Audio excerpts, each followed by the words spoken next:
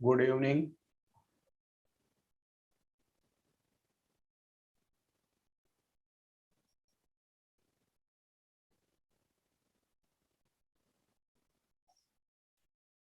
हाँ, good evening बेटा। Audio video PPT सब कुछ अच्छा लग रहा है। ठीक है, तो बेटा आप जरा मुझे ये बताइए कि लास्ट लेक्चर में आपका कौन सा टॉपिक खत्म हुआ था बेटा?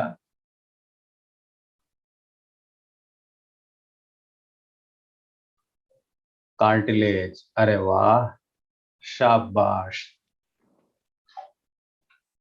तो लास्ट लेक्चर में टाइप्स ऑफ कार्टिलेज ये टॉपिक एंड हुआ था और सभी लोगों को बहुत अच्छे से समझ आया भी था। तो हाँ, गुड इवनिंग। आज जो हमारा नेक्स्ट टॉपिक है ये बोन है। और हाँ, वालेकुम सलाम।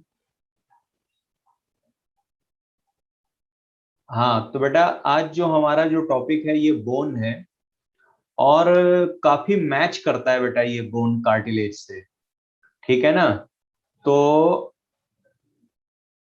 हाँ ठीक है बेटा, अच्छी बात है। आंखें खोल दी हैं। उससे पहले बेटा क्या बंद करके रखते थे क्या आंखें? अच्छा, इतने साल बाद आपकी आंखें खुली हैं। चलो अच्छी बात है। देखो बेटा, जो हमारा जो टॉपिक है ये बोन टॉपिक है और बोन का काफी कुछ ना ये कार्टिलेज से मैच करेगा। तो अब क्या है कि कार्टिलेज अगर आपको ध्यान है तो ये पढ़ने में बड़ा आनंद आएगा, आपको बड़ा अच्छा लगेगा। और अगर नहीं याद है तो भी आनंद आएगा। तो इसको स्टार्ट करते हैं बेटा। देखिए, ये आपके सामने एक बोन रखी हुई है, ये देख लीजिए। ये इसी के बारे में हम पढ़ने जा रहे हैं। तो आप इसको सुनिए ध्यान से। देखो बेटा, पहले कुछ क्या है, नॉर्मल सी बातें हैं। और नॉर्मल सी बातें हैं, तो नॉर्मल सी बातें क्या हैं? तो पहली बात पीपीटी में ये बोली जा रही है कि स्टडी ऑफ बोन को ऑस्टियोलॉजी बोलते हैं। हो, कितनी भयंकर बात है ये। तो स्टडी ऑफ बोन को ऑस्टियोलॉजी बोलते हैं। उसके बाद process of bone formation is called ossification. Bone बन रही है तो किसी न किसी प्रोसेस से बन रही होगी। तो ऐसा प्रोसेस जिससे बोन बनती है उस प्रोसेस को ऑसिफिकेशन बोलते हैं। ठीक है। अब बेटा 1, 2, 3, 4 and 5, these are function of bone. क्या क्या फंक्शन है? Structural framework to the body. कहने का मतलब है हमारी बॉडी का जो ढांचा होता है, देखा होगा लैब में हड्डी राजा रखा होता है, कंकाल स्केलेटन, उसमें हड्डी हड्डी दिखती है। तो हमारा ढांचा है बॉडी का। तो हमारा बॉडी का जो ढांचा है ये बोन का बना होता है। Bone support and protect soft tissues and organs. जैसे ये जो चेस्ट पार्ट है, यहाँ पर रिब्स है, स्टर्नम है। ठीक है। और ये रिब्स स्टर्नम बोन क्या कर रही हैं? अंदर जो सॉफ्ट ऑर्गन है, लंग्स एंड हार्ट, थाइमस, उन्हें प्रोटेक्शन दे रही हैं। तो बॉडी के अंदर जो सॉफ्ट ऑर्गन होते हैं उन्हें प्रोटेक्शन देना ये भी बोन का वर्क है। उसके बाद limb bone such at long bones of legs serve weight bearing function. भाई जब हम चलते हैं बेटा तो हमारी पूरी बॉडी का जो वेट होता है वो लेग्स पर ही तो रहता है। इसका मतलब लेग्स की जो बोन है ये बॉडी वेट को बियर करती है at the time of locomotion या फिर स्टैंडिंग पोस्चर। उसके बाद they also interact with skeleton muscle attach to them to bring about movement. देखो बेटा इसमें क्या है कि बोन और मसल को जोड़ता कौन है? टेंडन। मसल्स और बोन के बीच जब कोऑर्डिनेशन होता है तभी हमारी बॉडी में मूवमेंट होता है। जैसे ये जो हाथ की बोन है ये देखिए मूव कर पा रही, क्यों कर पा रही? क्योंकि इससे मसल अटैच है। तो मसल से इंटरेक्ट करके मूवमेंट में भी यूज होता है बोन का। उसके बाद क्या है? The bone marrow in some bones is the site of production of blood cells. देखिए, ध्यान कीजिए, बोन मैरो आपको हेल्थ एंड डिजीज में बताया गया था। बोन मैरो टू टाइप्स के होते हैं, red bone marrow and yellow bone marrow. Yellow bone marrow तो व्हाइट एडिपोज टिश्यू है जिसमें फैट स्टोर होती है।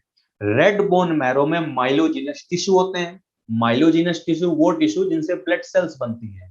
तो ब्लड सेल फॉर्मेशन या हीमोपोइसिस ये भी फंक्शन है बोन का। लेकिन ध्यान रखिएगा, रेड बोन मैरो जो होता है जिसमें ब्लड सेल्स बनती हैं वो सभी बोन में नहीं होता। जैसे फिंगर की छोटी सी बोन है इसमें नहीं मिलेगा।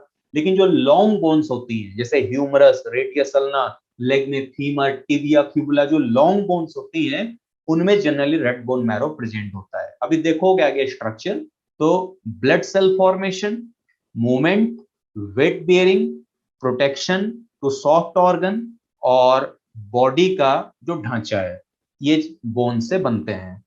तो ये बोन के फंक्शन हो गए।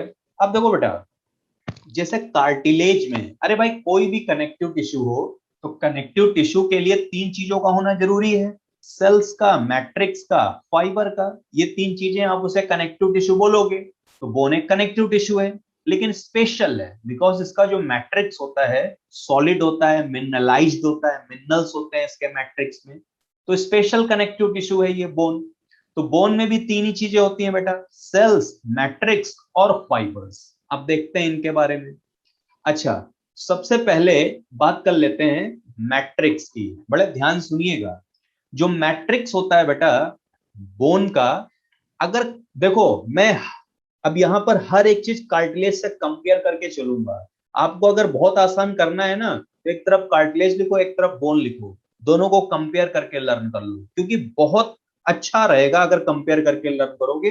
काफी चीजें इसकी मैच कर जाएंगी। तो देखिए, कार्टिलेज का जो मैट्रिक्स था वो कॉन्ड्रोम्यूकोप्रोटीन का बना था, मींस म्यूकोपॉलीसैकेराइड और कॉन्ड्रोइटिन 6 सल्फेट प्रोटीन, दो चीजें थी।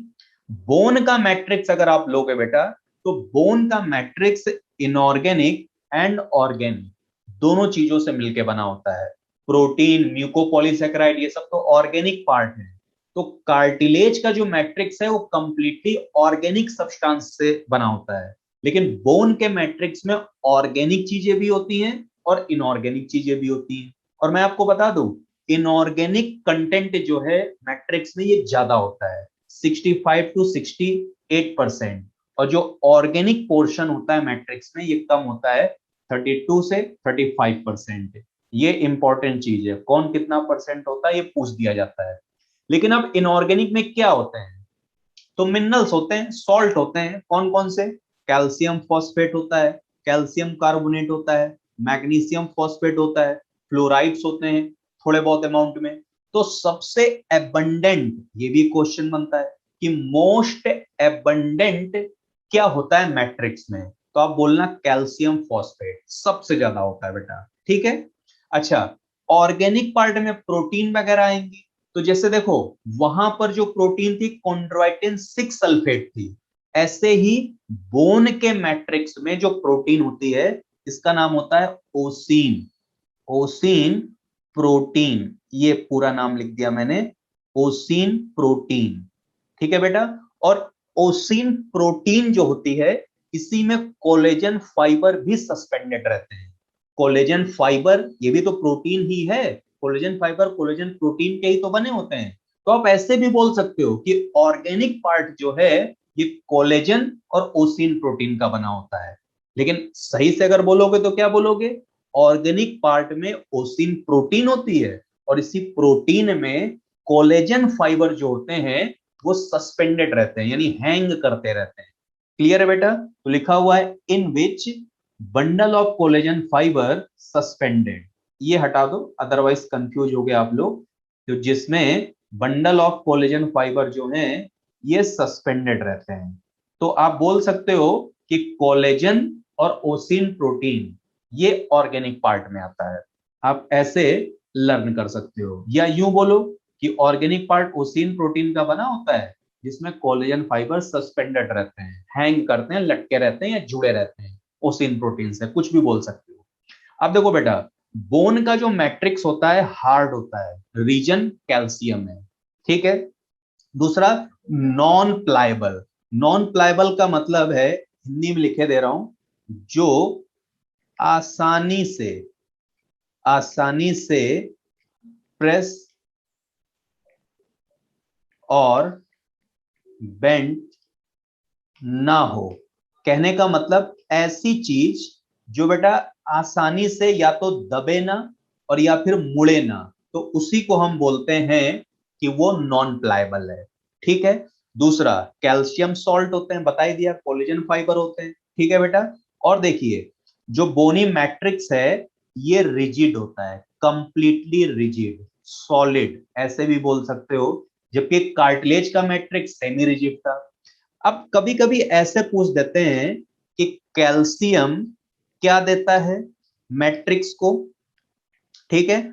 और कभी कभी पूछ देते हैं कि कोलेजन फाइबर क्या देते हैं, कोलेजन फाइबर क्या देते हैं। तो कैल्शियम प्रोवाइड्स हार्डनेस, इसकी वजह से बोन में हार्डनेस होती है। और जो कैल्शियम फाइबर है ये प्रोवाइड करते हैं कैल्शियम, तो हो गया। ये जो कोलेजन फाइबर है ये प्रोवाइड्स स्ट्रेंथ, इसकी वजह से बोन को स्ट्रेंथ मिलती है, मजबूती। तो ये चीज भी आपने ध्यान रखना है। तो कैल्शियम की वजह से बोन में हार्डनेस होती है और कोलेजन फाइबर की वजह से स्ट्रेंथ होती है, मजबूती होती है। ठीक है। क्या क्वेश्चन बनेगा, कार्टिलेज बोन दोनों के मैट्रिक्स को कंपेयर करके लर्न कर लो। Cartilaginous matrix solid, semi rigid, pliable, बताया था मैंने। Bony matrix solid, rigid, non pliable. Cartilaginous matrix chondromucoprotein यानी म्यूकोपॉलीसेक्राइड और प्रोटीन से मिलकर के बना होता है, यानी पूरी ऑर्गेनिक चीजें होती हैं। जबकि बोनी मैट्रिक्स इनऑर्गेनिक, ऑर्गेनिक दोनों तरह के सब्सटेंसेस से मिलकर बना होता है। इनऑर्गेनिक पार्ट ज्यादा होता है ऑर्गेनिक के कंपैरिजन में, और इनऑर्गेनिक में सबसे ज्यादा सॉल्ट कौन से, कैल्शियम फॉस्फेट। ये मैट्रिक्स की बात हो गई बेटा। अब उसके बाद सेल्स देख लेते हैं कौन कौन सी होती है। तो अब बेटा ना आप इसको ध्यान से सुनिएगा, देखिए यहां पर समझना है। यहां पर देखो, बोन का जो स्ट्रक्चर है ना, ये हल्का फुल्का नहीं है कि आप इसको हवा में उड़ा दो, समझना पड़ेगा इसमें आपको। ठीक है, हल्का सा कॉम्प्लिकेटेड है। तो देखो बेटा, कार्टिलेज में जो सेल्स थी तीन तरह की, कॉन्ड्रोब्लास्ट, कॉन्ड्रोसाइट, कॉन्ड्रोक्लास्ट। बोन से रिलेटेड भी थ्री टाइप की सेल्स हैं। ऑस्टियोब्लास्ट हो गई, ये देखिए, ऑस्टियोसाइट हो गई, ये देखिए, और ऑस्टियोक्लास्ट हो गई। तीन तरह की सेल। बेटा मैंने बोला है ना, कार्टिलेज से कंपेयर करके लर्न करोगे जल्दी हो जाएगा। अच्छा, कॉन्ड्रोब्लास्ट जो थी बेटा, वो एक्टिव सेल थी, डिवाइडिंग सेल थी, मैट्रिक्स सिक्रेटिंग सेल थी, और कार्टिलेज के पेरीफेरल पार्ट पर अरेंज थी, ऐसा मैंने बोला था। यहां पर देखते हैं। और कॉन्ड्रोब्लास्ट को कार्टिलेज प्रोड्यूसिंग सेल भी बोला था। सेम यहां पर ऑस्टियोब्लास्ट है, सेम यही चीज लिखनी है। तो ये जो ऑस्टियोब्लास्ट है बेटा, ये डिवाइडिंग सेल है, इसमें डिवीजन की पावर होती है। और भाई डिवाइड होगी तो नई नई सेल्स बनेंगी, तो फिर बोन की ग्रोथ होगी। इस वजह से बोन प्रोड्यूसिंग सेल भी इसको बोलते हैं, ये देखिए लिखा हुआ है। और डिवीजन होता है, यानी ये एक्टिव सेल भी है, एक्टिव सेल भी कह सकते हैं इसको। क्लियर है। और ऑस्टियोब्लास्ट जो है ये मैट्रिक्स सिक्रीट करती है। लेकिन ध्यान रखियो ये बात, मैट्रिक्स दो चीजों से मिलकर बना था, अभी बताया था, इनऑर्गेनिक एंड ऑर्गेनिक। तो मैट्रिक्स में जो ऑर्गेनिक वाला पार्ट है ना, सिर्फ वही ऑस्टियोब्लास्ट से सिक्रीट होता है। इनऑर्गेनिक जो चीजें होती हैं, कैल्शियम सॉल्ट वगैरह, वो सब ब्लड से फिल्टर होके आती है, यहाँ कोई सेल सिक्रीट नहीं करती इनको। तो ये जो ऑस्टियोब्लास्ट है, यही क्या करती है, secrete organic, organic part of matrix, यानी मैट्रिक्स के ऑर्गेनिक पार्ट का सिक्रीशन, या मैट्रिक्स सिक्रीशन ऐसे भी बोल सकते हो। डिवाइडिंग सेल है, एक्टिव सेल है, बोन प्रोड्यूसिंग सेल है, कौन सी, तो बोलेंगे ऑस्टियोब्लास्ट। क्लियर है बेटा। ऑस्टियोब्लास्ट में जब डिवीजन होता है तो जो सेल बनती है इसे बोलते हैं ऑस्टियोसाइट। तो ऑस्टियोसाइट से तो ग्रोथ होती नहीं है ना, इसमें डिवीजन की पावर है, तो इससे बोलेंगे नॉन डिवाइडिंग, इससे बोलेंगे बेटा non dividing, non dividing cell है। ठीक है। और दूसरी चीज मैच्योर सेल भी इसको बोलते हैं। और और सुनना बड़े ध्यान से, ये जो ऑस्टियोसाइट है नॉन डिवाइडिंग सेल है, मैच्योर सेल है, ठीक है, और इससे कोई ग्रोथ तो होती नहीं है, लेकिन है तो ये बोन के अंदर ही, तो इस वजह से नॉर्मली इसे बोन सेल बोलेंगे, बोन प्रोड्यूसिंग सेल नहीं, बोन सेल बोलेंगे इसको। क्लियर है बेटा? ये थर्ड पॉइंट यहां से हटा देता हूं, क्योंकि ये ऑस्टियोब्लास्ट का पॉइंट है जो मैंने ऊपर लिख दिया है, ठीक है, ये पॉइंट यहां से हटा दिया। अच्छा, अब ऑस्टियोक्लास्ट, जैसे कार्टिलेज में ग्रोथ को जो लिमिट करती थी सेल, वो थी कॉन्ड्रोक्लास्ट। अगर कार्टिलेज में एक्सेसिव ग्रोथ हो जाए तो फिर कार्टिलेज को डिस्ट्रॉय करके ग्रोथ को लिमिट करना ये कॉन्ड्रोक्लास्ट का काम था। ठीक ऐसे ही बेटा यहां पर ऑस्टियोक्लास्ट है, बोन डिस्ट्रॉइंग सेल, या फिर बोल सकते हैं इसका वर्क होता है लिमिट करना, limits growth in cartilage, limit growth in cartilage नहीं बोन, यानी बोन में ग्रोथ को लिमिट करना, ये वर्क होता है ऑस्टियोक्लास्ट का। ठीक है बेटा? अब जरा देखना, वहां पर जो कॉन्ड्रोसाइट सेल थी बेटा, वो क्या थी, ग्रुप में प्रेजेंट थी, सिंगल भी थी, लेकिन जनरली 2 या 3 या 4 सेल्स के ग्रुप में थी, और जिन स्पेसेस में थी उनका नाम लैक्यूना था। यहां पर क्या होता है बेटा, ऑस्टियोसाइट भी जिन स्पेसेस में होती हैं इन्हें लैक्यूना ही बोलते हैं। क्लियर है? लेकिन ऑस्टियोसाइट ग्रुप में नहीं होती बेटा, ये सिंगल होती है। क्लियर है? Only one osteocyte is found in one lacuna, ये ध्यान रखना है। और देखिए ऑस्टियोसाइट सेल के और भी कई पॉइंट हैं। क्या पॉइंट है? ये देखिए, जो ऑस्टियोसाइट सेल है इसके पास क्या होता है, ऑस्टियोसाइट सेल के पास क्या होता है, दे हैव साइटोप्लाज्मिक प्रोसेस। सुनना, अब ये चीज ना आपको कॉन्ड्रोसाइट में नहीं मिलेगी, सिर्फ यही होती है, दे हैव साइटोप्लाज्मिक प्रोसेस, ठीक है, कॉल्ड, इन साइटोप्लाज्मिक प्रोसेस को बोलते हैं कॉल्ड फाइलोपोडिया, इन साइटोप्लाज्मिक प्रोसेस को फाइलोपोडिया बोलते हैं। ठीक है, उसके बाद क्या है, फोर्थ पॉइंट क्या है, सुनना जरा, लैक्यूना, ये जो लैक्यूना होते हैं स्पेसेस, ये क्या करते हैं, forms forms minute minute channels, minute channel, छोटे छोटे चैनल बनते हैं, और इन चैनल को बोलते हैं कॉल्ड कैनालिकुलाई, इन चैनल्स को कैनालिकुलाई बोलते हैं, जिसमें इन विच, सुनना ध्यान से, in which filopodia filopodia present and attached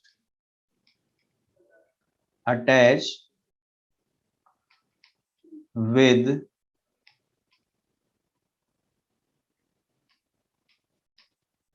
neighboring filopodia. देखो बेटा, देखो यहां पर क्या बताया मैंने, सुनना जरा ध्यान से, ये एक ऑस्टियोसाइट सेल है, ये देखिए, इस ऑस्टियोसाइट सेल में ये मेम्ब्रेन है इसकी, ये देखो, ये मेम्ब्रेन जो है बाहर की तरफ प्रोजेक्टेड है ऐसे, ये देखिए, ये ऑस्टियोसाइट सेल के मेम्ब्रेन बाहर की तरफ प्रोजेक्टेड है, इन्हीं को साइटोप्लाज्मिक प्रोसेस बोलते हैं। ये देखिए, ये मेम्ब्रेन है, ये देखिए, ये मेम्ब्रेन है। तो अब देखो, ये तो हो गई, ये हो गई बेटा यहां पर ऑस्टियोसाइट। तो ऑस्टियोसाइट सेल में ये जो मेम्ब्रेन बाहर की तरफ प्रोजेक्टेड है ना, इन्हीं को साइटोप्लाज्मिक प्रोसेस बोल देते हैं। और कहां होती है ऑस्टियोसाइट सेल, तो मैंने बोला है लैक्यूना में, तो चारों तरफ स्पेस दिखा दिया मैंने, ये देखिए, ये बेटा यहां पर हो गए लेक्यूना, सुनना ध्यान से, ये हो गए यहां पर लेक्यूना। अच्छा, लेक्यूना से छोटे छोटे चैनल बनते हैं। तो देखो बेटा, मैंने चैनल दिखा दिया, ये देखिए, ये चैनल बन गए। और ये चैनल, ये देखिए, इधर वाला जो लेक्यूना है इसने भी, ये देखिए, इधर वाला जो लेक्यूना है इसने भी देखिए चैनल बना दिया। ऐसे ध्यान से सुनिएगा, ये चैनल हो गए बेटा। अब देखो, ये जो साइटोप्लाज्मिक प्रोसेस है ना, इसके अगल बगल के साइटोप्लाज्मिक प्रोसेस जो होते हैं, ये आगे बढ़ के एक दूसरे से जुड़ जाते हैं। ये देखिए ऐसे जुड़ गए जाकर के, ये देखिए ऐसे जुड़ गए, ये इससे जुड़ गया, ये देखिए, और ये इससे जुड़ गया जाकर के, ठीक है। और प्लस ये यहां पर लेक्यूना से जो चैनल बने हैं, ये चैनल भी एक दूसरे से जुड़ के कैनालिकुलाई बना देते हैं। तो देखो, ये तो स्पेस हो गया, ये तो हो गया स्पेस, इस स्पेस को बोल दिया लेक्यूना, लेक्यूना, ठीक है। और ये अगल बगल के हो गए यहां पर साइटोप्लाज्मिक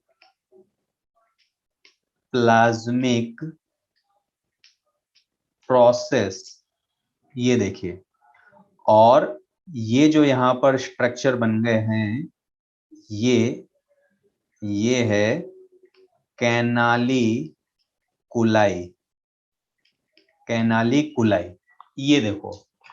तो यहां पर मैंने क्या बताया, ऑस्टियोसाइट सेल सिंगल होती हैं, ग्रुप में नहीं होती। जिन स्पेसेस में होती हैं उन्हें लेक्यूना ही कहते हैं। ऑस्टियोसाइट सेल में साइटोप्लाज्मिक प्रोसेस होते हैं, और अगल बगल के साइटोप्लाज्मिक प्रोसेस की हेल्प से अगल बगल की ऑस्टियोसाइट सेल एक दूसरे से जुड़ी रहती हैं, ठीक है। और ये साइटोप्लाज्मिक प्रोसेस इसकी हेल्प से जुड़ते हैं, तो बोलेंगे कैनालिकुलाई। और कैनालिकुलाई को कौन बनाता है, लेक्यूना बनाते हैं। क्लियर है। अब एक बार देखो, यहां पर कंपेयर करके इसको पढ़ते हैं, तो कैसे पढ़ोगे सुनना जरा। अरे बोन कैंसर में कहां घुस गए बेटा, बोन कैंसर होगा यहाँ कहां आ गया। बोन कैंसर तो सेल से होता है, बोन मैरो में जो सेल्स होती है वो डिवाइडिंग सेल्स होती है, उनसे होता है। परेशान ना हो, हिम्मत से काम लो और सीमित दिमाग का उपयोग करो, ठीक है। देखो बेटा, अब मैं आपसे बोल रहा हूं, आप मुझे इसको फटाफट रिप्लाई करना। जैसे मैंने बोला, कॉन्ड्रोब्लास्ट और ऑस्टियोब्लास्ट दोनों में देखते हैं। तो कॉन्ड्रोब्लास्ट जो हैं एक्टिव सेल हैं, डिवाइडिंग सेल हैं, कार्टिलेज प्रोड्यूसिंग सेल थी। ऐसे बोन में एक्टिव सेल, डिवाइडिंग सेल और बोन प्रोड्यूसिंग सेल ऑस्टियोब्लास्ट हैं। क्लियर है। कार्टिलेज से कार्टिलेज में कॉन्ड्रोब्लास्ट से मैट्रिक्स सिक्रीट होता है। ऐसे ही बोन में, ऐसे ही बेटा बोन में मैट्रिक्स का सिर्फ ऑर्गेनिक पोर्शन ऑस्टियोब्लास्ट से सिक्रीट होता है। इनऑर्गेनिक वाला ब्लड से आता है, सेल सिक्रीट नहीं करती, ठीक है। ऑस्टियोब्लास्ट में डिवीजन से ऑस्टियोसाइट सेल बनती है, ऐसे कॉन्ड्रोब्लास्ट में डिवीजन से कॉन्ड्रोसाइट सेल बनती है। क्लियर है इतना। कॉन्ड्रोसाइट को कार्टिलेज सेल, ऐसे ही ऑस्टियोसाइट को बोन सेल बोलेंगे। ऑस्टियोसाइट कॉन्ड्रोसाइट दोनों नॉन डिवाइडिंग मैच्योर सेल, लेकिन कॉन्ड्रोसाइट जनरली ग्रुप में होती हैं और जिस स्पेस के अंदर होती है उसे लेक्यूना कहते हैं। ऑस्टियोसाइट सेल सिंगल होती है। तो ये देखो ना, मैंने सिंगल दिखाया है, एक ये ऑस्टियोसाइट सेल है, ये देखो, ये दूसरी ऑस्टियोसाइट सेल है और ये लेक्यूना में बंद है। कॉन्ड्रोसाइट सेल में कोई साइटोप्लाज्मिक प्रोसेस वगैरह नहीं होते, लेकिन ऑस्टियोसाइट सेल्स जो होती हैं अगल बगल की एक दूसरे से जुड़ी रहती हैं bye there cytoplasmic process.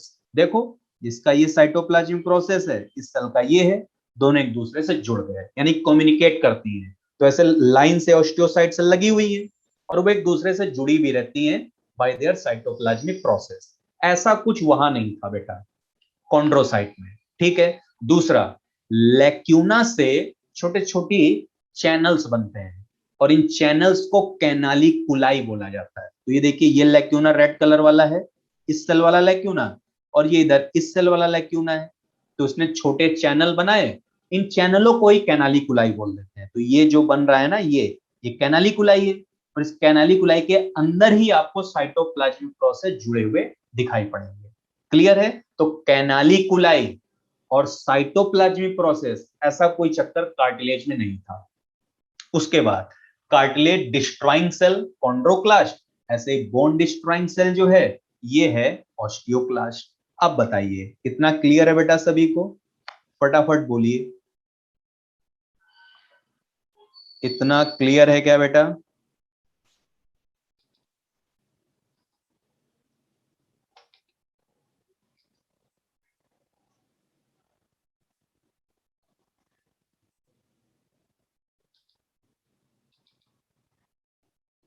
Cytoplasmic process का ही दूसरा नाम फाइलोपोडिया है। साइटोप्लाज्मिक प्रोसेस का ही दूसरा नाम फाइलोपोडिया है। बाकी इसकी जो थ्योरी है वो मैं लिख दूंगा, आप लोग घबराना नहीं, लिखी हुई मिलेगी आपको। अब आगे बढ़ते हैं। देखो बेटा, मैट्रिक्स हो गया, फाइबर्स पर आते हैं। तो कोलेजन फाइबर होते हैं तो पता ही है, लेकिन एक टर्म होता है बेटा शार्पे फाइबर। ये कभी कभी टर्म आपको सुनने को मिलेगा, शार्पे फाइबर। तो देखो, अभी जब आप बोन का इंटरनल स्ट्रक्चर पढ़ोगे ना बेटा, तो बोन का जो मैट्रिक्स होता है लेयर्स में अरेंज रहता है। तो बोनी मैट्रिक्स की जो सबसे आउटर लेयर होगी, सबसे आउटर लेयर, सुनना, अरे भाई, मैट्रिक्स में ऑर्गेनिक पोर्शन ओसिन प्रोटीन का बना होता है, जिसमें कोलेजन फाइबर लटके रहते हैं, ये जुड़े रहते हैं, ये सस्पेंडेड रहते हैं, यही तो मैंने बोला है। तो मैट्रिक्स की आउटर मोस्ट जो लेयर होती है बेटा, उसमें कोलेजन फाइबर बहुत ही ज्यादा होते हैं। तो abundant collagen fiber which are found on outer most layer of matrix, इन्हीं को शार्पे फाइबर बोला जाता है।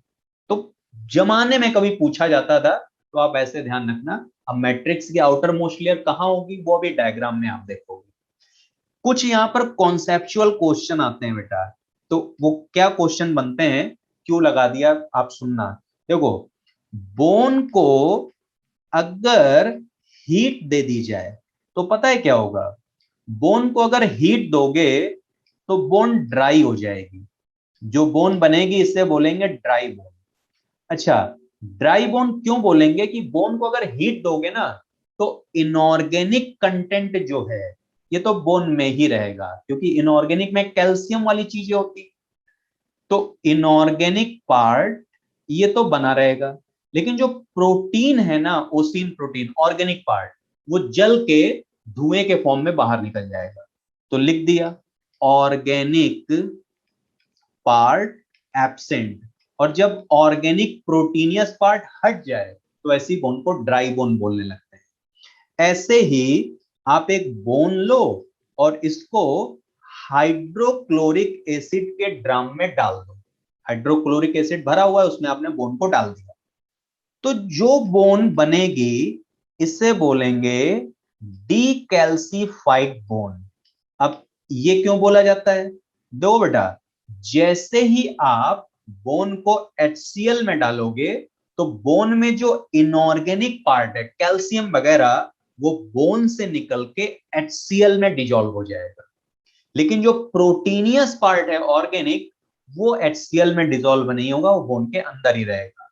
अब चूंकि कैल्शियम हट गया बोन से, तो बोन का नाम हो जाएगा डीकैल्सिफाइड बोन। तो एकदम अपोजिट कर दो, इस कंडीशन में इनऑर्गेनिक जो कैल्शियम कंटेंट है ये बोन से हट के HCl में डिजोल्व हो जाता है, लेकिन जो ऑर्गेनिक पार्ट है ये प्रेजेंट रहता है, ये HCl से रिएक्ट नहीं करता, HCl में डिसॉल्व नहीं होता। ऐसे ही एक बोन लो बेटा और इसको पोटेशियम हाइड्रोक्साइड में डाल दो, तो बोन के स्ट्रक्चर में कोई चेंज नहीं होगा, no change in structure no change in structure of bone, bone का स्ट्रक्चर वैसे ही रहेगा, कोई चेंज नहीं होगा बेटा, लेकिन बोन के कलर में थोड़ा चेंज आएगा। और पता है बोन थोड़ी सी क्या है, और ब्राइट हो जाएगी। तो bright bone, bright bone will form. अब ऐसा क्यों होता है? देखिए बोन जो होती है ना, वो एकदम व्हाइट नहीं होती, स्लाइटली येलो होती है, पेल येलो, हल्का पीला कलर होता है। क्यों होता है? जैसे ये बोन है तो इसकी सरफेस पर ना मसल फाइबर जुड़े रहते हैं, और मसल फाइबर की वजह से बोन स्लाइटली येलो दिखती है। अगर आप बोन को KOH में डाल दो तो ये जो मसल फाइबर हैं जो सरफेस पर थे, ये बोन से डिटैच हो जाते हैं, और जब मसल फाइबर हटते हैं ना तो एकदम चमकीली चमचमाती हुई व्हाइट बोन निकल आती है। इसी को ब्राइट बोन बोला जाता है। तो due to detachment, detachment of muscle fibre from surface of bone, surface of bone, यानी बोन के सरफेस से मसल फाइबर डिटैच हो जाएंगे तो बोन एकदम सफेद निकल आएगी, इसे ब्राइट बोन बोलेंगे। तो ये चीजें पहले पूछी जाती थी, इनको आपने ध्यान रखना है। ठीक है बेटा। अब यहां पर देखिए, देखो बेटा, टाइप्स ऑफ बोन, देखो ये बता दूं, फिर उसके बाद ये भी रटने वाली चीज है, फिर समझने वाली चीज इसके बाद बताता हूं। टाइप्स ऑफ बोन, देखो बेटा, पहला टाइप है cartilaginous bone, also called as replacing bone, या फिर एंडोकॉन्ड्रल बोन। मैंने आपसे बोला था कि एम्ब्रियोनिक डेवलपमेंट के टाइम हमारा एंडोस्केलेटन कार्टिलेज का बना होता है, ऐसा मैंने बोला था। और फिर धीरे धीरे यही कार्टिलेज बोन में मॉडिफाई हो जाती है। तो ऐसी बोन जो कार्टिलेज से डिराइव हो, इन्हें कार्टिलेजिनस या रिप्लेसिंग या एंडोकॉन्ड्रल बोन बोलते हैं। और ऐसी बोन कौन सी है? तो हमारे हैंड में और हमारे लेग्स में जो बोन है, ये यही कार्टिलेजिनस बोन है। कार्टिलेजिनस बोन बनेंगी कैसे?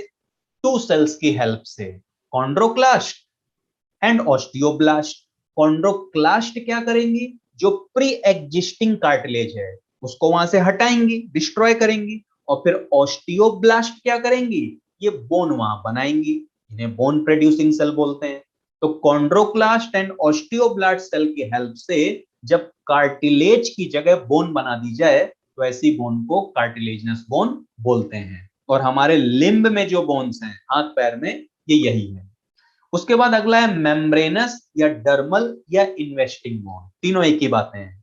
मैंने बोला था बेटा कि हमारी स्किन में आउटर मोस्ट लेयर को एपिडर्मिस बोलते हैं, जो कि एपिथेलियल टिश्यू की बनी है। एपिडर्मिस के बिलो आपको डर्मिस मिलेगी, जो इर्रेगुलर डेंस कनेक्टिव टिश्यू की बनी होती है। अब जब डर्मिस ही बोन में कन्वर्ट हो जाए तो फिर इस बोन को मेम्ब्रेनस या डर्मल बोन बोलेंगे। लेकिन पूरी बॉडी में ऐसा नहीं होता।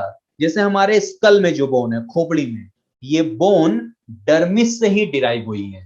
तो जब बॉडी में डर्मिस वाले जो टिश्यू हैं वो बोन में कन्वर्ट हो जाएं तो ऐसी बोन को मेम्ब्रेनस या डर्मल बोन बोलेंगे। तो हमारे स्कल की जो बोन है, हमारे शोल्डर में जो स्कैपुला और क्लेविकल बोन है, और ये जो स्टर्नम है, ये मेम्ब्रेनस बोन के एग्जांपल हो गए।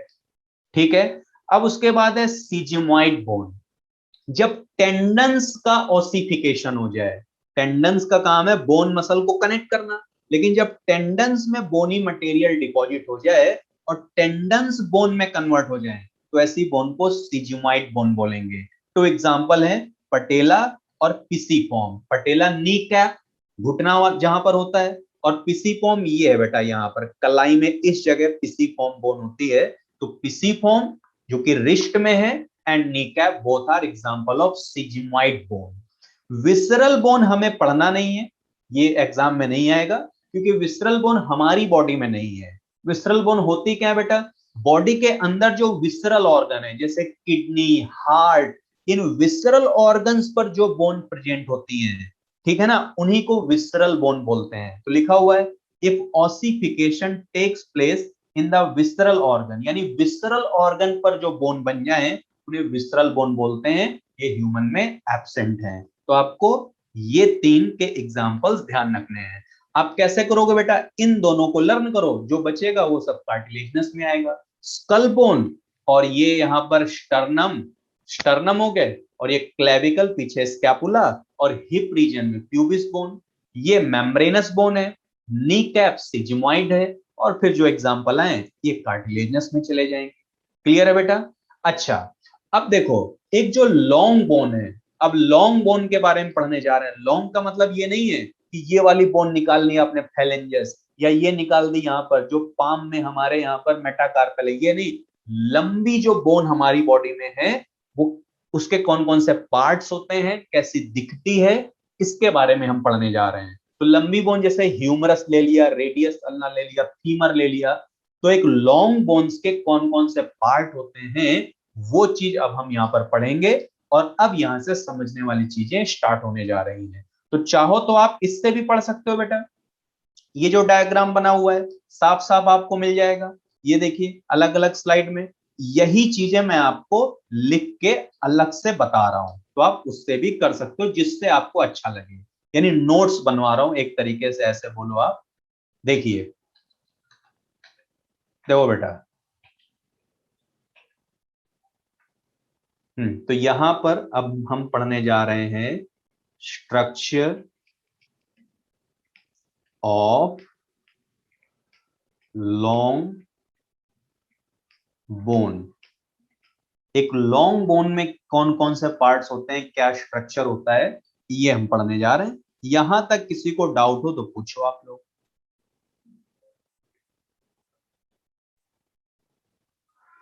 है कोई पूछने वाला?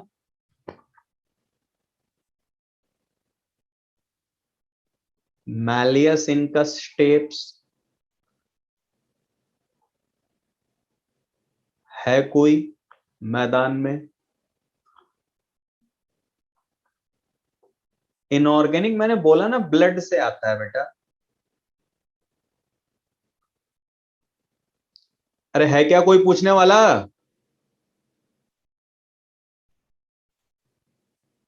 है क्या कोई? अरे जो साइटोप्लाज्मिक प्रोसेस है वही फाइलोपोडिया है, और अगल बगल के फाइलोपोडिया आपस में जुड़ जाते हैं। फाइलोपोडिया किसके अंदर होते हैं, तो वो कैनालिकुलाई है। ठीक है, अच्छा अब देखते हैं। लॉन्ग बोन का स्ट्रक्चर बताने जा रहा हूं, ध्यान से सुनिएगा। देखो बेटा, ये एक लॉन्ग बोन है, ये देखो आपके सामने, ये देखिए, ये देखो बेटा। आपको जहां से अच्छा लगे आप वहां से कर लेना, यहां से, या जो अगली पीपीटी में जो बने हुए हैं उससे आप कर सकते हो। देखो, इस लॉन्ग बोन का एक ये पोर्शन हो गया, ये देखिए, ध्यान से सुनना है, अब समझने वाली चीजें स्टार्ट हो रही है। ये बोन ही थोड़ा सा टॉपिक है एनिमल टिश्यू में जो समझने वाला है। देखो बेटा, ये देखो, अब सुनना बड़े ध्यान से। बोन का ये जो पोर्शन है बेटा, ये, इससे बोलते हैं मिड पार्ट। ये बोन का मिड पार्ट है। अच्छा, इस मिड पार्ट को टेक्निकली बोला जाता है डायाफाइसिस, या फिर इसी को बेटा हम कह सकते हैं शाफ्ट। तो शाफ्ट या मिड पार्ट या डायाफाइसिस। ये देखिए, जैसे ये बोन है तो बीच वाला जो पोर्शन है जिसको मैंने पकड़ रखा है, यही डायाफाइसिस या शाफ्ट। ठीक है, ये बेटा, इसी को सॉलिड पार्ट भी बोलते हैं। नहीं, ये हटा देता हूं, नहीं तो कंफ्यूज हो गया, पूरा ही सॉलिड होता है, ये रहने देता हूं। देखो बेटा, ये जो मिड पार्ट है इसे कॉम्पैक्ट बोन भी बोला जाता है।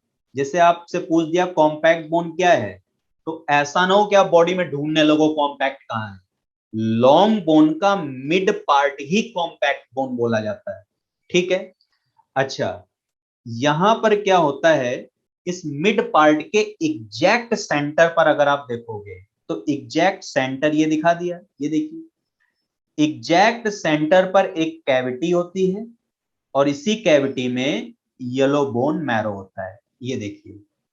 तो यहां क्या होगा, एट सेंटर, इस कॉम्पैक्ट बोन के सेंटर पर येलो बोन मैरो प्रेजेंट होता है। सुनना ध्यान से, क्वेश्चन बनते हैं इससे, येलो बोन मैरो प्रेजेंट होता है। और येलो बोन मैरो है क्या, तो ये व्हाइट एडिपोज टिश्यू है। मैंने बोला था newly born baby and hibernating animals में ब्राउन फैट, बाकी सब जगह आपको व्हाइट फैट बोलनी है, व्हाइट एडिपोज टिश्यू। और इनमें क्या होता है बेटा, तो स्टोर फैट, इसमें फैट स्टोर होती है, ठीक है। तो ये बोल दिया येलो बोन मैरो। सुनना बड़े ध्यान से। अब इस बोन मैरो के चारों तरफ ये जो स्पेस बचा, ये इन स्पेसेस में बेटा, इन स्पेसेस में आपको हैवर्सियन सिस्टम मिलेगा। यहां पर ये जो स्पेस पड़ा हुआ है, यहां आपको हैवर्सियन सिस्टम मिलेगा। तो मैंने लिख दिया यहां पर हैवर्सियन, हैवर्सियन सिस्टम साइंटिस्ट के नेम पर है, हैवर्सियन सिस्टम प्रेजेंट। सुनना बड़े ध्यान से। अब आप सोच रहे होगे ये कैसा नाम आ गया। आपको पता है, अभी हम इस मिड पार्ट डायाफाइसिस का इंटरनल स्ट्रक्चर भी पढ़ेंगे, तो वहां जानेंगे कि एक्चुअल में हैवर्सियन सिस्टम चीज क्या है। वैसे मैं बता दूं कि ये जो हैवर्सियन सिस्टम है, ये जो हैवर्सियन सिस्टम है, ये किस चीज का बना होता है, तो यहां पर लिख देता हूं मैं, ये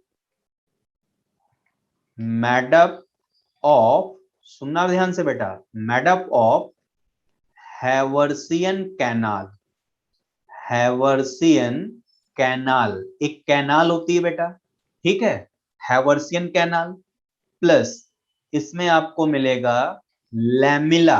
अब लैमिला क्या है, लैमिला का मतलब होता है मैट्रिक्स। देखो, कभी भी लैमिला वर्ड आ जाए तो आप समझ जाना मैट्रिक्स की बात हो रही है, और लैक्यूना वर्ड आ जाए तो आप समझ जाना ऑस्टियोसाइट सेल की बात हो रही है, क्योंकि ऑस्टियोसाइट सेल लैक्यूना स्पेस के अंदर होती हैं। और मैट्रिक्स को यहां पर लैमिला बोलेंगे, मैट्रिक्स को यहां पर लैमिला का मतलब प्लेट होता है, तो मैट्रिक्स प्लेट की तरह होता है, इस वजह से लैमिला टर्म यूज करते हैं, ठीक है। तो Haversian system, Haversian canal, matrix और लैक्यूना, और लैक्यूना के अंदर आपको क्या मिलेंगी, तो बोलेंगे ऑस्टियोसाइट, ऑस्टियोसाइट और लैक्यूना बनाते क्या हैं, कैनालिकुलाई, छोटे छोटे चैनल, जिन्हें कैनालिकुलाई बोलते हैं। तो बेटा देखो, Haversian canal, matrix, osteocyte cells, lacuna, इन्हीं सबको मिला करके हैवर्सियन सिस्टम बोला जाता है। और ये हैवर्सियन सिस्टम कॉम्पैक्टली पैक्ड होता है, ऐसा नहीं कि बीच बीच में जगह हो, एकदम डेंस कॉम्पैक्ट पैकिंग होती है। इसी वजह से मिड पार्ट को बेटा कॉम्पैक्ट बोन कहा जाता है। तो ये बात तो इसकी हो गई, ठीक है। अब आगे बढ़ते हैं, सुनना बड़े ध्यान से। देखिए, ये जो यहां पर पोर्शन है, ये टर्मिनल्स जो हो गए बेटा, ये जो टर्मिनल्स हैं, इन टर्मिनल्स को बोलते हैं एपीफाइसिस। ये एपीफाइसिस, सुनना बड़े ध्यान से। तो ये एपीफाइसिस क्या है, तो आप बोलोगे टर्मिनल्स, टर्मिनल्स ऑफ बोन, यानी लॉन्ग बोन के जो टर्मिनल्स होते हैं, ये भी एपीफाइसिस है, और ये दूसरा टर्मिनल, ये भी एपीफाइसिस है। सुनिएगा ध्यान से। अब देखिए, ये जो टर्मिनल्स एपीफाइसिस है ना, इसको बोला जाता है स्पॉन्जी बोन, स्पॉन्जी बोन, या फिर इसे बोलते हैं कैंसिलस, कैंसिलस बोन। कैंसिलस का मतलब क्या होता है, ऊपर लिखे देता हूं, इसका मतलब होता है जालीदार, अच्छा, तो बेटा अब इसे यहां पर आखिर स्पॉन्जी क्यों कहा गया? तो यहां पर जो भी अरेंजमेंट होगा ना इस टर्मिनल्स के अंदर, वो वेल पैक्ड नहीं होगा, दूर दूर होगा, बीच बीच में स्पेस होंगे, जाली जैसा दिख रहा होगा। इस वजह से बोन के टर्मिनल्स को स्पॉन्जी कह दिया जाता है। तो स्पॉन्जी बोन कोई अलग बोन नहीं है, एक ही लॉन्ग बोन के जो टर्मिनल होते हैं, जैसे ये टर्मिनल हुआ और ये टर्मिनल, इसी को स्पॉन्जी बोन बोला जाता है। क्लियर है? अच्छा, अब और दिखाता हूं कि भाई क्यों बोलते हैं स्पॉन्जी बोन। तो देखो यहां पर इस वाले पोर्शन में बेटा हैवर्सियन सिस्टम नाम की कोई चीज नहीं होती यहां पर। और हैवर्सियन सिस्टम अभी पढ़ेंगे हम लोग डिटेल में, कि ये तो ऐसे ही जनरली बता दिया कि हैवर्सियन सिस्टम कैनाल मैट्रिक्स इन सब का बना होता है, लेकिन भाई कैसे, कहां अरेंज रहते हैं, किस तरीके से होते हैं, ये भी हम पढ़ेंगे इंटरनल स्ट्रक्चर में, अगला टॉपिक यही आएगा। ठीक है? अच्छा, हैवर्सियन सिस्टम नाम की कोई चीज यहां पर नहीं होती, तो बोलेंगे टर्मिनल्स ऑफ बोन में हैवर्सियन सिस्टम एब्सेंट होता है। तो फिर भाई यहां क्या होता है? यहां पर इरेगुलर, इरेगुलर सुनना, इरेगुलर कॉलम प्रेजेंट, जिन्हें कॉल्ड ट्रेबिकुलाई, यानी इरेगुलर कॉलम होते हैं, यहां पर कॉलम प्रेजेंट होते हैं जिन्हें ट्रेबिकुलाई बोलते हैं, कॉल्ड ट्रेबिकुलाई। अब देखो दिखा दिया मैंने ट्रेबिकुलाई, ये देखो ये ट्रेबिकुलाई हो गया इरेगुलरली, ये देखिए ये ट्रेबिकुलाई हो गए इरेगुलरली, छोटे छोटे कॉलम होते हैं यहां पर, और इन कॉलम को ट्रेबिकुलाई कहा जाता है। ये देखिए बेटा, ये ट्रेबिकुलाई हो गए, यहां पर इरेगुलर कॉलम प्रेजेंट है, इन्हें ट्रेबिकुलाई बोलते हैं। और देख रहे हो ना इनके बीच बीच में स्पेस छूट रहा है, इसी वजह से इसे स्पॉन्जी बोला जाता है। क्लियर है? तो irregular column present irregular form में, जिन्हें ट्रेबिकुलाई बोलते हैं। और ऐसे ट्रेबिकुलाई यहां नहीं थे मिड वाले पार्ट में, तो यहां ये भी लिख सकते हो, यहां ट्रेबिकुलाई एब्सेंट होते हैं और हैवर्सियन सिस्टम होता है।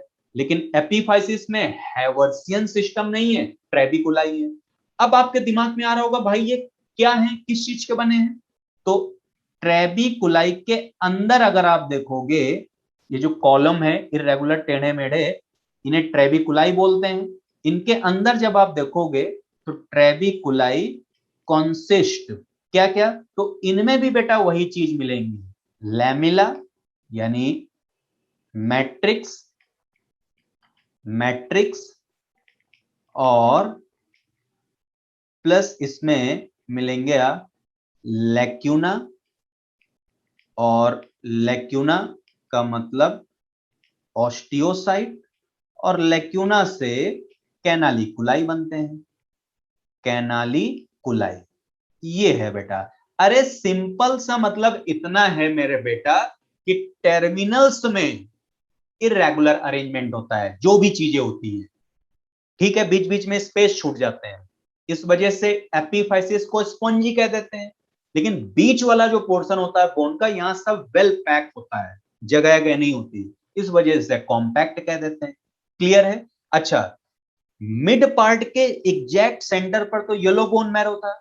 अब देखो ये जो स्पेस छूट रहे हैं ना बीच बीच में, इन्हीं स्पेसेस में बेटा, यहीं पर, यही रेड बोन मैरो होता है, ये देखो इन्हीं स्पेसेस में ये रेड बोन मैरो भरा हुआ है। और रेड बोन मैरो में माइलोजिनस टिश्यू होते हैं जिनसे ब्लड सेल का फॉर्मेशन होता है। तो ये हो गए यहां पर ट्रेबी कुलाई, ट्रेबिकुलाई हो गया, और ये हो गया रेड बोन मैरो। क्लियर है? इधर यहां पर ये दिखा दिया, ये हो गए हैवर्सियन सिस्टम। तो अब यहां लिख सकते हैं in spaces, in spaces of trabe, spaces of trabeculae red bone marrow present, ये हो गया। अच्छा, रेड बोन मैरो में होते हैं माइलोजिनस टिश्यू, नाम दे दिया रेड बोन मैरो को माइलोजिनस टिश्यू। और ये माइलोजिनस टिश्यू क्या करता है, इसी से ब्लड की सेल्स बनती हैं, RBC, WBC, platelets. Blood cells formation इसी से होता है। तो अब आप हमेशा ध्यान रखना, कोई आपसे पूछ दे कि भाई ब्लड कहां बनता है, तो आप बोलोगे लॉन्ग बोन के टर्मिनल्स में। रेड बोन मैरो होता है, इसमें माइलोजिनस टिश्यू होते हैं, और इन्हीं माइलोजिनस टिश्यू से फॉर्मेशन होता है ब्लड का। क्लियर है बेटा इतना? और जो बीच में यहां जो बोन मैरो है, ये येलो बोन मैरो है, इसमें फैट का स्टोरेज होता है। ये बात आप हमेशा ध्यान रखेंगे। क्लियर है? अच्छा, अब एक छोटी सी बात और है, घबराना मत। अब देखो बेटा, ये जो पोर्शन मैंने दिखा रखा है, ये वाला जो पोर्शन है, इस पोर्शन को बोलते हैं मेटाफाइसिस। इसे बोला जाता है मेटाफाइसिस। ये देखिए, ये है मेटाफाइसिस।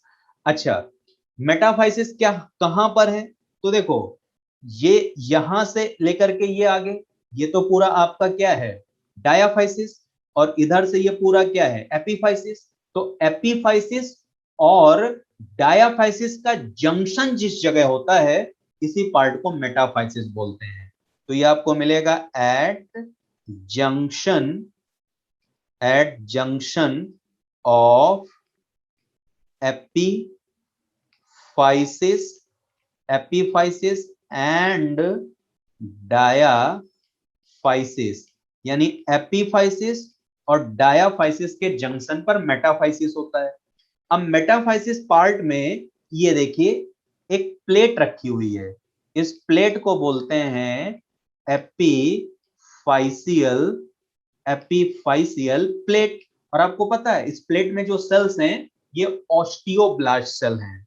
तो यहां पर क्या होता है, consist osteoblast containing osteoblast containing osteoblast containing epiphyseal plate epiphyseal plate. यानी यहां पर ऑस्टियोब्लास्ट कंटेनिंग एपीफाइसियल प्लेट होती है। और भाई ऑस्टियोब्लास्ट से ही तो बोन की ग्रोथ होती है। तो इधर वाली ऑस्टियोब्लास्ट सेल डिवाइड होंगी तो इधर की तरफ ग्रोथ होगी, इधर वाली डिवाइड होंगी तो इधर की तरफ ग्रोथ होगी। तो अगर इधर ग्रोथ हो रही है, इधर ग्रोथ हो रही है, इसका मतलब बोन की लेंथ बढ़ रही है। तो इसी प्लेट की हेल्प से क्या होता है, बोन का इलोंगेशन होता है। फॉर इलोंगेशन ऑफ बोन, यानी इसी प्लेट की वजह से बोन इलोंगेट होती है। क्लियर है बेटा? अच्छा देखो, जैसे आपने सुना होगा कि ग्रोथ हार्मोन से जो बोन्स होती हैं ग्रो करती हैं, कैसे? वो ग्रोथ हार्मोन आता है और इसी एपीफाइसियल प्लेट में जो सेल्स हैं, इन्हीं को स्टिमुलेट करता है। और जब सेल्स एक्टिव हो जाएंगी, तेजी से डिवाइड होंगी, तो बोन की लेंथ बढ़ेगी। लेकिन बेटा, क्या पूरी जिंदगी बोन की लेंथ बढ़ती रहती है? ऐसा तो नहीं होता है। एक एज तक ही तो इलोंगेशन होता है। तो आपको पता है ऐसा क्यों है? एक एज के बाद ना, ये एपीफाइसियल प्लेट जो है, ये डीजनरेट हो जाती है।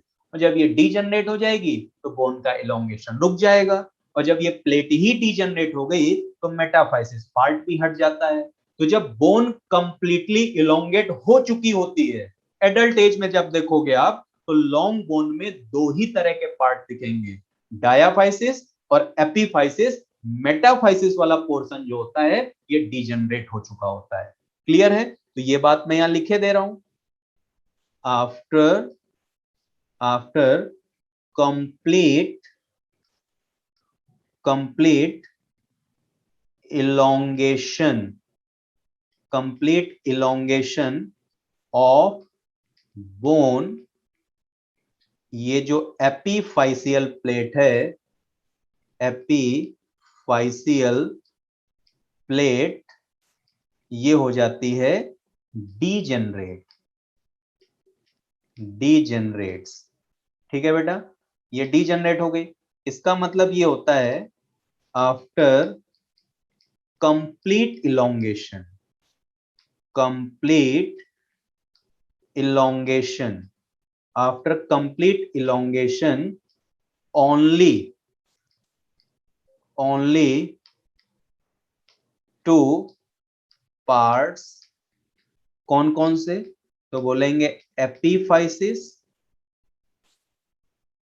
Epiphysis and diaphysis, epiphysis and diaphysis, यही दो पार्ट आपको बोन में मिलेंगे। मेटाफाइसिस वाला पोर्शन बोन में आपको नहीं मिलेगा। Only two parts found in bone. तो ये बात आपको ध्यान रखनी है। क्लियर है बेटा? अच्छा, बस एक चीज और है, ये जो टर्मिनल्स के एंड होते हैं, ये यहां पर मैंने बताया भी था, हाइलिन कार्टिलेज का कवर होता है इस जगह से, और हाइलिन कार्टिलेज को यहां पर आर्टिकुलर कार्टिलेज बोला जाता है।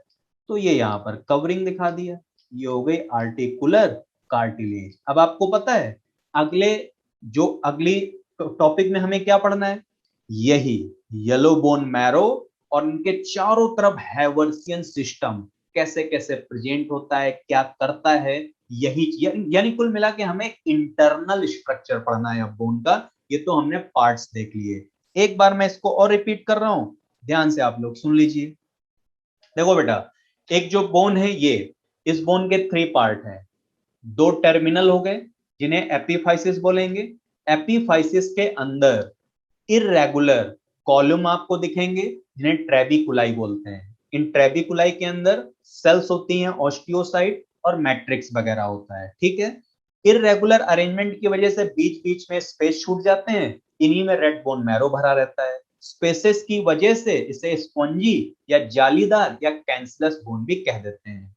बीच वाला जो पोर्शन होता है डायाफाइसिस, इसके एकदम सेंटर पर देखोगे अंदर जाके तो येलो बोन मैरो मिलेगा जिसमें फैट स्टोर होती है, ठीक है। और चारों तरफ उसके हैवर्सियन सिस्टम कॉम्पैक्टली अरेंज रहता है। हैवर्सियन सिस्टम, हैवर्सियन कैनाल और मैट्रिक्स और ऑस्टियोसाइट इन सब का बना होता है। हैवर्सियन कैनाल क्या है, ये सब हम अभी इंटरनल स्ट्रक्चर में पढ़ेंगे। डायाफाइसिस और एपीफाइसिस के जिस जगह जंक्शन होता है, यानी यहां पर आपको मेटाफाइसिस रीजन मिलेगा, इसमें आपको ऑस्टियोब्लास्ट सेल कंटेनिंग प्लेट मिलती है जिससे बोन का इलोंगेशन होता है। जब बोन कंप्लीटली इलोंगेट हो जाती है तो ये प्लेट डीजनरेट हो जाती है और मेटाफाइसिस पार्ट जो होता है ये हट जाता है। अब यही बातें चाहे तो आप इससे पढ़ लेना, या आपको इससे सही लगे तो आप यहां से भी कर सकते हो। यही चीज यहां पर भी दिखाई गई बेटा, ये देखिए थोड़ा अच्छे से डायग्राम बनाए गए, ठीक है। अब आपको जो चीज यहां डाउट वगैरह है ये आप लोग पूछ सकते हो।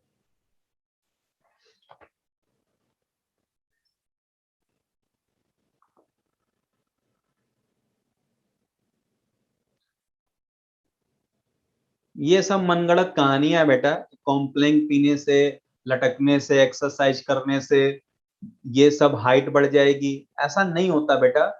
देखो होता क्या है कि जैसे बोलते हैं muscle fibre, muscle fibre in सब का जो नंबर होता है ना, ये जेनेटिकली डिटरमाइंड होता है। हम फिजिकल प्रैक्टिस से इन सब के नंबर को नहीं छेड़छाड़ कर सकते। हाँ ये जरूर है कि इनमें फैट एड जमा करके इनको फुला जरूर सकते हैं, लेकिन जितने एक बार हैं मसल फाइबर उतने ही रहते हैं, उनके नंबर को हम इंक्रीज नहीं कर सकते। मैट्रिक्स का मतलब सेल के बाहर बाहर जो फ्लूइड होता है उसे मैट्रिक्स बोलते हैं, लेकिन बोन में जो मैट्रिक्स है ये सॉलिड होता है, ठीक है। बाकी जो कनेक्टिव टिश्यू हैं उनमें सब में सॉफ्ट लिक्विड फॉर्म में होता है, लेकिन बोन में जो मैट्रिक्स है ये सॉलिड फॉर्म में है। मैट्रिक्स का मतलब वही है जो सेल के बाहर बाहर एक्स्ट्रा सेलुलर फ्लूइड होता है। हैवर्सियन सिस्टम तो अभी मैं बताऊंगा ना, अभी जब बता रहा था तो सो गए थे क्या? मैंने क्या बोला है, अभी हैवर्सियन सिस्टम के बारे में डिस्कस करना है। वो तो वहां पर बता दिया कि भाई यहाँ प्रेजेंट होता है, अब कैसे होता है, क्या स्ट्रक्चर होता है, वो भी इंटरनल स्ट्रक्चर जब पढ़ोगे बोन का तब वहां बताया जाएगा। मेगा कैरियोसाइट्स से प्लेटलेट्स बनती हैं, माइलोजिनस टिश्यू में प्रेजेंट होती हैं मेगा कैरियोसाइट्स। अब ये बाकी जो बोन्स हैं, स्टेप्स वगैरह, ये जब मूवमेंट एंड लोकोमोशन चैप्टर आएगा वहां पर भी तो स्केलेटन सिस्टम पढ़ना है, तो वहां पर वो चीजें बताई जाएंगी।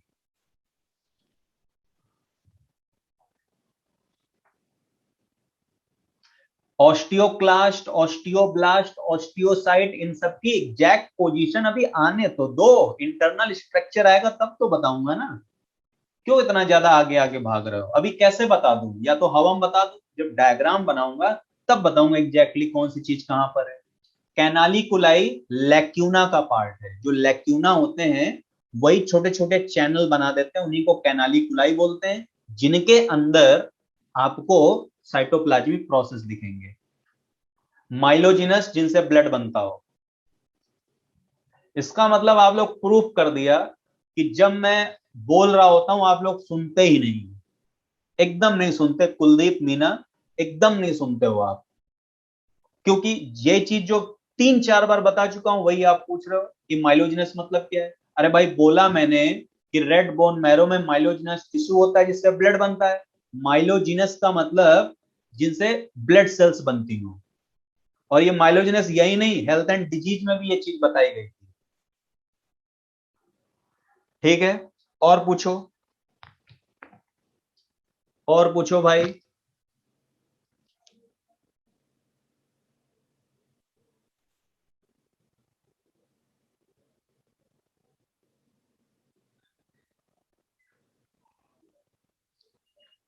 अरे भाई, कोई है पूछने वाला?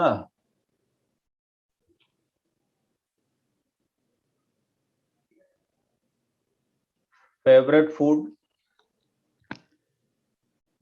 कनन वर्मा। बाई डायरेक्शनल होती है गंगाधर। अभी कैसे बता दूं बाई डायरेक्शनल है? अभी आन तो दो, टॉपिक तो आन दो। जल्दी जल्दी पढ़ पढ़ के आगे वाला मॉड्यूल खोल के बैठे हुए, आगे वाला पढ़ लेते हो, वही बग से पूछ लेते हो क्या होता है। अभी आने तो दो इसके बाद का इंटरनल स्ट्रक्चर।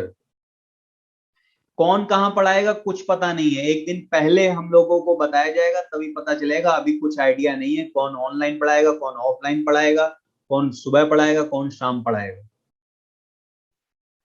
ठीक है बेटा, चलो अब मैं आपसे पूछता हूँ फटाफट क्वेश्चन, आप लोग बताना। अब एक दिन पहले ये मैं नंबर दूंगा, पूछ लेना उनसे फोन करके कि एक दिन पहले क्यों बताया जाता है। 2 नंबर? हाँ, सस्पेंस है। ठीक है, बताइए ये जो नेजल सेप्टम है ये किस चीज का बना होता है? आज मैं इतना ही पढ़ाऊंगा। इंटरनल स्ट्रक्चर क्या है बेटा, कि वो उसमें 30 मिनट का टाइम लगेगा कम से कम, तो वो आज हो नहीं पाएगा। तो वो अगले लेक्चर में बताऊंगा। तो जिसको लीव करना हो कर सकता हो, जिसको रुकना हो रुके। मैं 1-2 क्वेश्चन पूछ रहा हूँ, आपको जो डाउट्स पूछने हैं वो आप पूछ सकते हैं। ठीक है, तो बताइए नेजल सेप्टम किसका बना होता है? कोई कार्टिलेज बता रहा है? अरे तो हमें पता है, हमें क्या सबको पता है कौन सी कार्टिलेज का? नेसल टिप किसकी बनी होती है? ये tip. Good. Ear pinna? Good. Eustachian canal?